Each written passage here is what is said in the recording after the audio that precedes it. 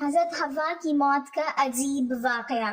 حضرت آدم علیہ السلام کی وفات کے ٹھیک 1 سال بعد حضرت حوا علیہ السلام بیمار ہو گئیں تو آپ علیہ السلام کے بیٹے حضرت شیس علیہ السلام نے اپنے تمام بہن بھائیوں کو اکٹھا کیا اور فرمایا کہ ہماری ماں کا بھی ہمارے باپ کی طرح جسم بے جان ہونے لگا ہے۔ چنانچہ تمام اولاد حضرت حوا کے گرد جمع ہو گئی، لیکن حضرت حوا نے سب کو باہر نکال دیا اور فرمایا کہ بسم اللہ الرحمن الرحیم۔ حضرت آدم علیہ السلام سے پہلے دنیا میں کیا تھا؟ یہ وہ سوال ہے جو ہم سب کے ذہن میں آتا ہے کہ کائنات میں انسانوں کے بسنے سے پہلے آخر کیا تھا۔ ایک صحابی نے حضور صلی اللہ علیہ وسلم سے سوال کیا کہ اے اللہ کے رسول صلی اللہ علیہ وسلم، زمین اور آسمان کو پیدا کرنے سے پہلے ہمارا پروردگار کہاں تھا؟ آپ صلی اللہ علیہ وسلم نے فرمایا کہ تب اللہ کے سوا اور کچھ نہیں تھا، پھر اس نے پانی پر اپنا عرش بنایا، گویا یہ اس کائنات کی ابتدا تھی۔ پھر اللہ نے قلم کو پیدا کیا اور اس کو حکم دیا کہ لکھ، اور قلم نے اللہ تعالیٰ کے حکم اور اس کے علم سے قیامت تک ہونے والا سب کچھ لوح محفوظ میں لکھ دیا۔ اس کے بعد آسمان اور زمین کی 6 دن میں تخلیق کی گئی۔ یمن سے آئے ہوئے ایک وفد نے حضور صلی اللہ علیہ وسلم سے کہا کہ ہم آپ سے دین کی سمجھ اور قلم کی ابتدا جاننے کے لیے آئے ہیں، تو آپ صلی اللہ علیہ وسلم نے فرمایا جس کا مفہوم یہ ہے کہ سب سے پہلے صرف اللہ تھا، اس کا عرش پانی پر تھا، پھر اس نے قلم کو پیدا کیا، اس قلم نے لوح محفوظ پر قیامت تک ہونے والے تمام واقعات لکھ دیے، پھر آسمان اور زمین کو پیدا کیا گیا۔ اس کی جو ترتیب ہمیں روایت سے پتہ چلتی ہے وہ کچھ یوں ہے کہ اللہ تعالیٰ نے ہفتے کے دن مٹی یعنی زمین کو پیدا کیا۔ جب اللہ نے زمین بنائی تو وہ کانپنے لگی، پھر اللہ نے اتوار کو اس میں پہاڑ بنائے، زمین کو سہارا دینے کے لیے ایسے جیسے اس میں کیل ٹھوک دیے، اس سے زمین ساکن ہو گئی۔ پیر کے دن اس میں درخت اگائے، منگل کے دن تکالیف، مصیبتیں، جراثیم اور بیماریاں بنائی، بدھ کے دن نور کو پیدا فرمایا، جمعرات کو زمین میں چوپائے بنائے اور انہیں زمین پر پھیلا دیا، اور پھر جمعے کے دن کی آخری گھڑیوں میں یعنی عصر کے بعد حضرت آدم علیہ السلام کو پیدا فرمایا۔ گویا اللہ تعالیٰ نے انسان کی پیدائش سے پہلے اس کی آسائشوں کے لیے زمین اور اس پر ضرورت کی تمام اشیاء پیدا فرما دی تھی، یعنی مخلوق کی ابتدا میں آخری نمبر پر انسان کو پیدا کیا گیا، اور نسل انسانی میں سب سے پہلی تخلیق حضرت آدم علیہ السلام کی تھی۔ وہ تمام انسانوں کے باپ ہیں۔ انسانوں کی پیدائش سے پہلے فرشتوں اور جنوں کی تخلیق بھی ہو چکی تھی۔ فرشتے اللہ تعالیٰ کی وہ مخلوق ہیں جن کا اصل ٹھکانہ آسمان ہے، اور وہ زمین والوں کے لیے استغفار کرتے ہیں۔ فرشتوں کو نور سے پیدا کیا گیا جبکہ جنوں کی پیدائش آگ سے کی گئی، اور انسانوں کی تخلیق مٹی سے ہوئی۔ ابلیس جو کہ شیطان تھا وہ بھی فرشتوں میں سے نہیں بلکہ جنوں میں سے تھا، اور اس کی تخلیق بھی آگ سے کی گئی۔ کچھ روایات سے پتہ چلتا ہے کہ آدم علیہ السلام سے 2000 سال پہلے جنات پیدا کیے گئے، اور جب وہ فتنہ فساد میں حد سے آگے بڑھ گئے تو اللہ تعالیٰ نے ان کی طرف فرشتوں کا ایک لشکر بھیجا۔ ان میں خوب مار کا آرائی ہوئی، اور اس میں فرشتوں نے جنوں کو تہس نہس کر دیا، اور وہ سمندروں کے جزیروں میں پناہ لینے پر مجبور ہو گئے، اور آج تک ان کے رہنے کی جگہ یہی جزیرے ہیں۔ ابلیس یعنی شیطان جو کہ جنات کا سردار ہے، اس کا ایک تخت ہے اور وہ تخت پانی پر ہے۔ ابلیس کا اصل نام عزازیل تھا، اور اس کی نافرمانی کے بعد اسے ابلیس کا نام دیا گیا۔ ابلیس کا وہ تخت حقیقتاً کس جگہ پر ہے یہ ہم نہیں جانتے۔ خیر، جب اللہ تعالیٰ نے زمین کو انسانوں کے ذریعے سے آباد کرنا چاہا تو انسان کی تخلیق فرمائی، کیونکہ جنوں میں انسان جتنی فہم و فراست نہیں تھی۔ کہا جاتا ہے کہ جنوں میں سب سے زیادہ علم رکھنے والا جن انسانوں میں سے ایک 10 سالہ بچے کے برابر عقل رکھتا ہے۔ اللہ نے انسان کی تخلیق کر کے اس میں روح پھونکی، پھر اللہ نے فرشتوں سے فرمایا کہ میں زمین پر اپنا نائب بنانے والا ہوں۔ فرشتوں نے اللہ سے پوچھا کہ ایسی مخلوق کو کیوں پیدا کرتا ہے جو زمین پر فساد کرے اور خون بہائے، اور ہم ہر وقت تیری تعریف اور پاکیزگی بیان کرتے ہیں۔ جس پر اللہ تعالیٰ نے فرمایا کہ جو کچھ میں جانتا ہوں وہ تم نہیں جانتے۔ فرشتوں کے اس سوال کے 2 مقاصد تھے۔ پہلا یہ کہ کیا یہ بھی جنوں کی طرح زمین پر فساد کریں گے، اور دوسرا یہ کہ کیا ہم سے تیری عبادت میں کوئی کوتاہی ہوئی ہے۔ بہرحال جب اللہ تعالیٰ نے حضرت آدم علیہ السلام کو پیدا کیا تو زمین سے مٹی لانے کا حکم دیا، پھر اللہ کے پاس اس کے حکم کے مطابق مٹی لائی گئی۔ وہ مٹی اللہ تعالیٰ نے پوری زمین سے اٹھوائی تھی۔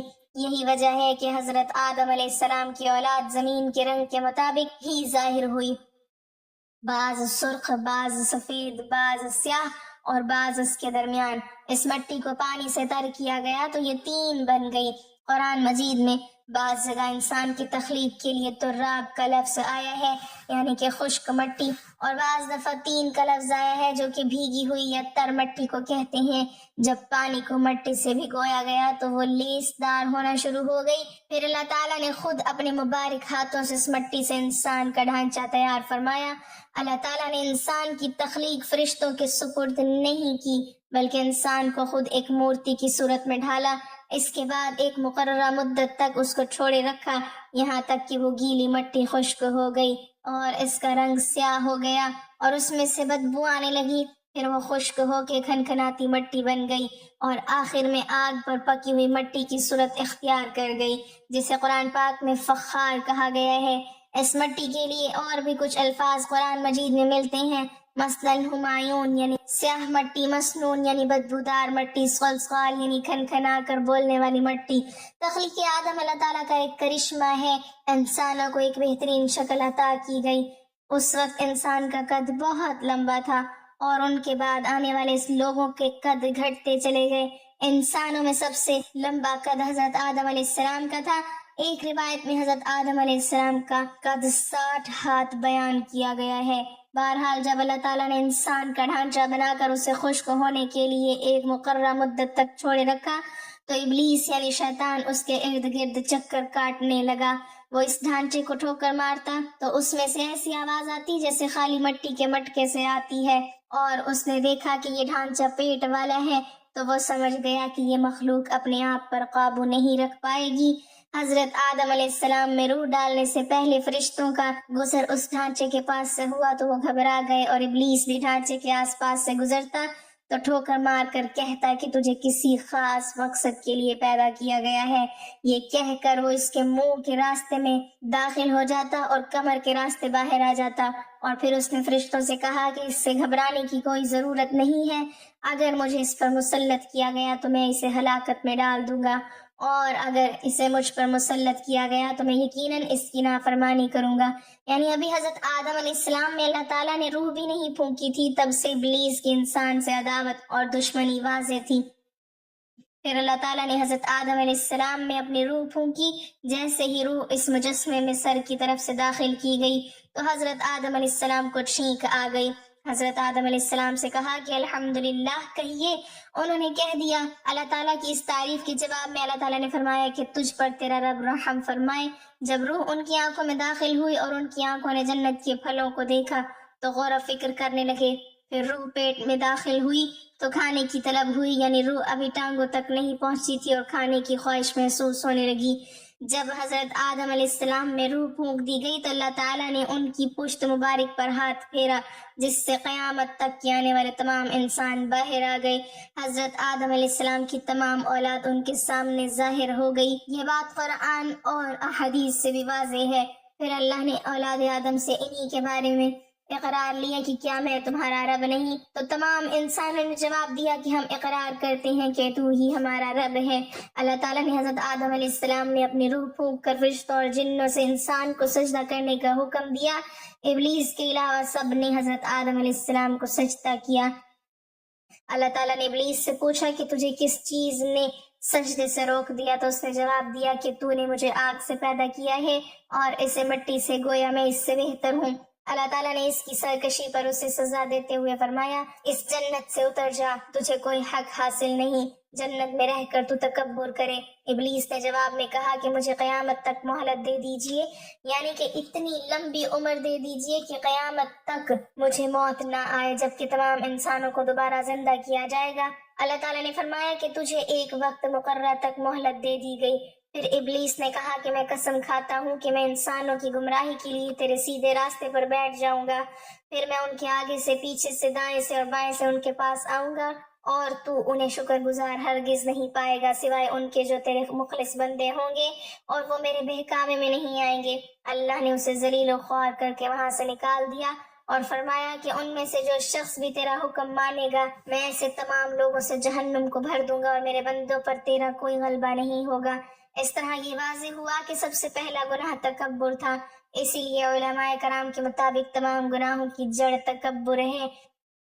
اللہ نے حضرت آدم علیہ السلام کو جاہل نہیں بلکہ علم والا پیدا کیا تھا۔ جب اللہ نے حضرت آدم علیہ السلام میں مکمل روح ڈال دی تو وہ اپنے پیروں پر کھڑے ہو گئے، تو اللہ نے انہیں حکم دیا کہ جاؤ فرشتوں کی جماعت کو السلام علیکم کہو۔ حضرت آدم علیہ السلام کے سلام کے جواب میں انہوں نے وعلیکم السلام ورحمۃ اللہ کہا۔ اللہ تعالیٰ نے فرمایا کہ یہ تیرا اور تیری اولاد کا آپس میں ایک دوسرے کو تحفہ اور ہدیہ ہے۔ اللہ تعالیٰ نے حضرت آدم علیہ السلام کو ابتدا میں ہی تمام نام سکھا دیے۔ وہ اللہ تعالیٰ کے حکم سے آسمان اور زمین کی ہر چیز کا نام اور ان کا استعمال جانتے تھے۔ اللہ تعالیٰ نے ان تمام چیزوں کا نام جب فرشتوں سے پوچھا تو وہ ان چیزوں کے نام نہیں جانتے تھے۔ پھر حضرت آدم علیہ السلام نے ان تمام چیزوں کے نام بتائے۔ تب اللہ تعالیٰ نے فرشتوں سے فرمایا کہ کیا میں نے تمہیں نہیں کہا تھا کہ میں وہ جانتا ہوں جو تم نہیں جانتے۔ پھر ایک روز جب حضرت آدم علیہ السلام سو رہے تھے تو اللہ تعالیٰ نے ان کی بائی پسلی سے حضرت حوا علیہ السلام کو پیدا فرمایا اور انہیں حضرت آدم علیہ السلام کا ہم سفر بنایا۔ جب حضرت آدم علیہ السلام بیدار ہوئے تو انہوں نے حضرت حوا علیہ السلام کو پاس بیٹھے دیکھا۔ انہوں نے پوچھا کہ تم کون ہو؟ انہوں نے جواب دیا کہ میں عورت ہوں۔ حضرت حوا علیہ السلام قیامت تک آنے والی تمام عورتوں میں سب سے زیادہ خوبصورت تھی۔ حضرت آدم اور حضرت حوا علیہ السلام دونوں جنت میں رہتے تھے۔ انہیں نور کا لباس پہنایا گیا۔ جب ابلیس نے انہیں گمراہ کرنا شروع کر دیا اور اللہ نے جس درخت کے پاس جانے سے انہیں منع کیا تھا، شیطان نے انہیں وہی کھانے پر مجبور کر دیا اور اس پر جھوٹی قسمیں بھی کھائی۔ انہوں نے اس درخت سے کھا لیا اور اللہ تعالیٰ کی نافرمانی کے مرتکب ہوئے۔ اللہ تعالیٰ نے ان سے نور کا وہ لباس لے لیا اور وہ برہنہ ہو گئے۔ وہ اس درخت کے پتوں سے اپنے آپ کو ڈھانپنے لگے، لیکن اس گناہ کے بعد غرور و تکبر کی جگہ وہ اللہ تعالیٰ سے معافی مانگنے لگے اور اس کی مغفرت کے طلبگار ہوئے۔ اس سے یہ بتایا گیا کہ خطا انسان کی فطرت کا حصہ ہے کیونکہ وہ فرشتوں کی طرح معصوم نہیں ہے۔ پھر اللہ تعالیٰ نے انہیں جنت سے نکل جانے کا حکم دیا اور فرمایا کہ تم زمین پر رہو اور تم ایک دوسرے کے دشمن ہوں گے۔ پھر وہ دونوں زمین پر اترے اور انہی کے ساتھ ابلیس بھی زمین پر اترا۔ حضرت آدم اور حضرت حوا علیہ السلام نے اپنے رب سے معافی کی کلمات سیکھے۔ ایک روایت کے مطابق حضرت آدم علیہ السلام کو ہند میں جبکہ حضرت حوا علیہ السلام کو جدہ میں اتارا گیا۔ پھر وہ ایک دوسرے کو ڈھونڈنے لگی اور آخر کار میدان عرفات میں ان کی ملاقات ہوئی۔ حضرت حوا علیہ السلام نے 20 ولادتوں میں 40 بچوں کو جنم دیا۔ ہر ولادت میں ایک لڑکا اور ایک لڑکی پیدا ہوتی تھی۔ سب سے پہلا جوڑا قابیل اور اس کی بہن یمین کا تھا اور اس طرح زمین پر نسل انسانی کی افزائش شروع ہو گئی۔ حضرت عبداللہ بن عباس رضی اللہ تعالیٰ عنہ نے ارشاد فرمایا، بے شک اللہ پاک نے آدم کو جمعے کے دن عصر کے بعد پیدا فرمایا اور آپ کو ظاہری زمین کی ایک مٹھی مٹی سے پیدا فرمایا، اس لیے آپ کو آدم کہتے ہیں اور آپ کی اولاد کو آدمی یعنی آدم والا کہتے ہیں۔ حضرت آدم علیہ السلام کا مبارک خمیر جس مٹی سے تیار ہوا اس سے بچ جانے والی مٹی شریف سے کھجور کا درخت بنایا گیا، جیسا کہ حضرت مولا علی رضی اللہ تعالیٰ عنہ بیان کرتے ہیں کہ حضور صلی اللہ علیہ وسلم نے ارشاد فرمایا کہ کھجور کا احترام کرو کیونکہ یہ تمہارے والد حضرت آدم علیہ السلام کی بچی ہوئی مٹی سے پیدا کی گئی ہے۔ اللہ پاک نے حضرت آدم علیہ السلام کو بغیر ماں باپ کی مٹی سے پیدا فرمایا۔ اللہ پاک نے حضرت آدم علیہ السلام سے حضرت بی بی حوا کو پیدا فرمایا۔ حضرت آدم علیہ السلام نے ان کی طرف دست محبت بڑھانے کا ارادہ کیا تو فرشتوں نے عرض کی، اے آدم ٹھہر جائیں، پہلے ان کا مہر ادا کریں۔ آپ علیہ السلام نے فرمایا، ان کا مہر کیا ہے؟ فرشتوں نے عرض کی، ان کا مہر یہ ہے کہ یہ ہمارے سردار حضرت محمد مصطفیٰ صلی اللہ علیہ وسلم پر 3 یا 10 مرتبہ درود پاک پڑھیں۔ چنانچہ آپ علیہ السلام نے درود پڑھا اور فرشتوں کی گواہی سے آپ کا حضرت بی بی حوا سے نکاح ہو گیا۔ اس سے معلوم ہوا کہ نبی پاک صلی اللہ علیہ وسلم پر موجود چیز کے لیے وسیلہ ہے، یہاں تک کہ اپنے والد حضرت آدم علیہ السلام کا بھی وسیلہ ہے۔ حضرت آدم علیہ السلام نے 960 برس کی زندگی پائی جبکہ آدم علیہ السلام کی زندگی 1000 سال کی تھی، کیونکہ جب آدم علیہ السلام جنت میں تھے تو اللہ تعالیٰ نے حضرت آدم کو ان کی تمام اولاد جن جن کی نبوت ملنی تھی، ان کی شخصیت، ان کی عمر حضرت آدم علیہ السلام کے سامنے واضح کر دی۔ آپ نے جب حضرت داؤد علیہ السلام کی عمر کو 60 سال تک دیکھا تو اللہ سے کہنے لگے، اے اللہ پاک، میری عمر کے 40 سال میرے پوتے داؤد کو دے دو۔ تو یوں آپ کی دعا قبول ہو گئی۔ اللہ نے آدم علیہ السلام کو 2 فرزند عطا کیے، حابیل اور قابیل، لیکن شیطان کے وسوسوں کی وجہ سے جب قابیل کے ہاتھوں حابیل قتل ہوئے تو حضرت آدم علیہ السلام اندر سے ٹوٹ گئے اور بار بار اللہ کے دربار میں دعا مانگنے لگے۔ ایک دن حضرت جبرائیل علیہ السلام حضرت آدم علیہ السلام کے پاس آئے اور فرمایا، اے آدم، اللہ تمہیں ایسا بیٹا دینے والے ہیں جس کے نسب سے انبیاء اور اولیاء زمین تک پہنچیں گے، اس کا نام شیس رکھنا۔ شیس کا مطلب ہے کہ اللہ کا عطا کیا گیا تحفہ، اور یوں اللہ نے آدم کی نسل کو زمین پہ بھیجا۔ جب حضرت آدم علیہ السلام کا آخری وقت آیا تو آپ نے اپنے بیٹوں سے کہا کہ میرا دل کرتا ہے کہ میں جنت کا پھل کھاؤں۔ آپ کے بیٹے زمین پر جنت کے پھل ڈھونڈنے لگے۔ اچانک سے ان کو فرشتے ملے اور کہنے لگے، اے بنی آدم، کہاں جا رہے ہو؟ انہوں نے کہا، ہم اپنے بابا کے لیے جنت کا پھل ڈھونڈ رہے ہیں۔ ان فرشتوں نے کہا، جاؤ، تمہارے بابا چند دنوں کے مہمان ہیں۔ تمام فرزند دوڑتے ہوئے آپ کے پاس پہنچے۔ آپ بستر بیماری پر اللہ کا ذکر فرما رہے تھے۔ بس اتنے میں موت کا فرشتہ آن پہنچا۔ جیسے ہی حضرت حوا نے موت کا فرشتہ دیکھا تو حضرت آدم سے لپٹ گئی۔ حضرت آدم علیہ السلام نے فرمایا، اے حوا، مجھ سے دور ہٹ جائیں، ایک مرتبہ پہلے بھی آپ کی وجہ سے جنت سے نکالا گیا ہوں، آج اللہ اور ان کے فرشتوں کے درمیان حائل نہ ہو۔ پھر آپ ان فرشتوں سے مخاطب ہو کر کہنے لگے، اے فرشتہ موت، کیا بھول تو نہیں ہو گئی؟ میں نے اللہ سے سنا تھا کہ میری عمر 1000 سال کی ہے، ابھی تو مجھے 960 برس ہوئے ہیں۔ ملک الموت نے کہا کہ اے اللہ کے نبی، آپ نے خود ہی فرمایا تھا کہ آپ کی عمر کے 40 سال آپ کے پوتے حضرت داؤد علیہ السلام کو دے دیے جائیں۔ پس حضرت آدم علیہ السلام کی روح قبض کی گئی، آپ کو غسل فرشتوں نے دیا اور جنت کی خوشبو آپ کے جسم مبارک کو لگائی گئی۔ پھر آپ کی نماز جنازہ فرشتوں نے حضرت جبرائیل علیہ السلام کے پیچھے ادا کی۔ زمین کھود کر آپ کی تدفین ہوئی اور تمام انسانوں کے نزدیک اللہ کا یہ حکم نافذ ہوا کہ جب بھی کسی کا انتقال ہو اس کے جسم کو ایسے ہی تدفین کرنا۔ آج بھی ان فرشتوں کی سنت پر اہل ایمان عمل کر کے اپنے بزرگوں کی تدفین کرتے ہیں۔ جب حضرت آدم علیہ السلام کی روح قبض کرنے کے لیے فرشتہ پہنچا تو آپ کے بیٹے، جس کو آپ نے اپنا جانشین بنایا تھا، حضرت شیس علیہ السلام سے کہنے لگے، اے میرے جانشین، میں نے اللہ سے سنا تھا عین قریب اس زمین پر ایک طوفان آئے گا۔ اگر تم اس وقت تک موجود رہو تو میرے جسم کو اس کشتی میں سوار کرنا جو نجات کا وسیلہ ہے۔ اگر تم اس وقت تک زندہ نہ رہو تو اپنی اولاد کو وصیت کرنا کہ میرے جسم کو کشتی نوح میں سوار کرے۔ تاریخ میں لکھا ہے کہ جب طوفان نوح آیا تو حضرت نوح علیہ السلام نے اپنی کشتی میں حضرت آدم علیہ السلام اور حضرت حوا کے جسم مبارک کو سوار کیا اور بیت المقدس یا عراق میں اس جگہ تدفین کی جہاں انہوں نے اپنی قبر بنائی۔ آدم علیہ السلام کی وفات کے ٹھیک 1 سال بعد حضرت حوا علیہ السلام بیمار ہو گئی تو آپ علیہ السلام کے بیٹے حضرت شیس علیہ السلام نے اپنے تمام بہن بھائیوں کو اکٹھا کیا اور فرمایا کہ ہماری ماں کا بھی ہمارے باپ کی طرح جسم بے جان ہونے لگا ہے۔ چنانچہ تمام اولاد حضرت حوا کے گرد جمع ہو گئی، لیکن حضرت حوا نے سب کو باہر نکال دیا اور فرمایا کہ ابھی باہر جاؤ، مجھے فرشتوں سے ملنے دو، جب میری روح پرواز کر جائے تو اندر آ جانا۔ اللہ سے دعا ہے کہ وہ ہمیں تمام برائیوں سے دور فرما کر نیک عمل کرنے کی توفیق عطا فرمائے اور ہمیں نبی پاک صلی اللہ علیہ وسلم اور ان کے آل پاک سے سچی و پکی محبت عطا فرمائے، آمین۔ ناظرین، کمنٹ باکس میں اللہ تعالیٰ کے 99 ناموں میں سے ایک نام ضرور ٹائپ کریں۔